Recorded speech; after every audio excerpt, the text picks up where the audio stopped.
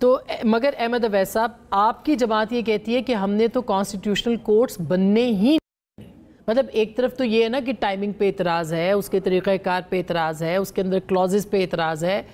Constitutional courts के ऊपर तहरीक इंसाफ कहती है हमने ये काम ही नहीं होने देना। तो अब पीपल्स पार्टी इसको लीड कर रही है इस वक्त। वो कह रहे हैं मजबूरी भी है, ज़रूरी भी है, हमने करना भी है, नंबर भी हम पूरा करेंगे और हम आगे लेके इसको बढ़ेंगे। तो तहरीक इंसाफ कहाँ खड़ी होगी सर? आप क्यों नहीं चाहते कि आईनी कोर्ट्स के ऊपर बात हो?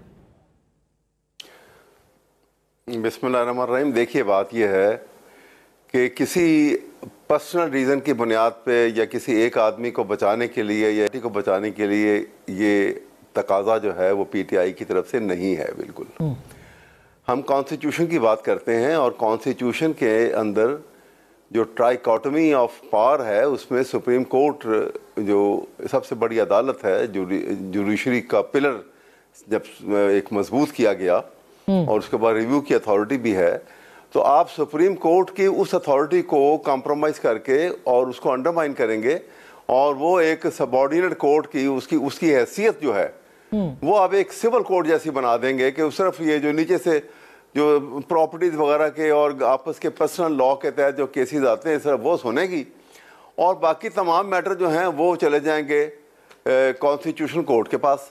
और कॉन्स्टिट्यूशन कोर्ट को किस तरह से बनाया जाएगा वो भी आपके सामने बहुत बड़ा वो एक अलमिया होगा पाकिस्तान के साथ कि आप जहाँ पे पाकिस्तान का आइन जो है वो इंडिपेंडेंस ऑफ जुडिशरी के ऊपर जिसकी बुनियाद है, जिसका स्ट्रक्चरल जो कहते हैं कि तब्दीली आ जाएगी अगर जुडिशरी की इंडिपेंडेंस को कॉम्प्रोमाइज़ करें। तो इस नुक्ता नज़र से कि अगर आपने महसूस करते हैं कि ये जो है कॉन्स्टिट्यूशन को ये मैटर एक होना चाहिए कॉन्स्टिट्यूशन मैटर्स के लिए, तो उसका बड़ा अच्छा तरीका ये है कि आप सुप्रीम कोर्ट की जैसे आपने कुछ स्ट्रेंथ बढ़ा रहे हैं, वो सुप्रीम कोर्ट के एक परमानेंट बेंच हो जाएगा जो सुप्रीम कोर्ट ही का बेंच होगा।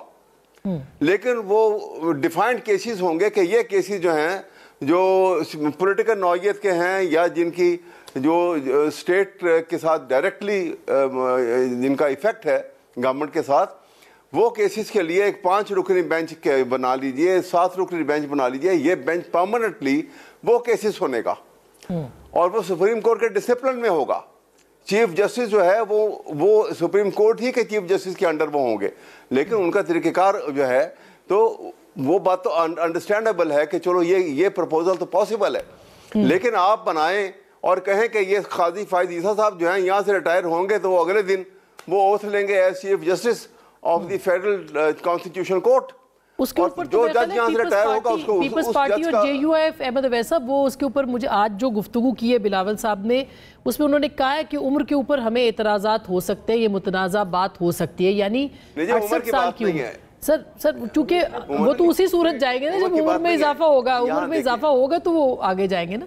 नहीं वो उम्र में इजाफा तो उनके लिए करेंगे, वो उम्र के लिए इजाफा करेंगे सिर्फ फेडरल कॉन्स्टिट्यूशन कोर्ट के लिए।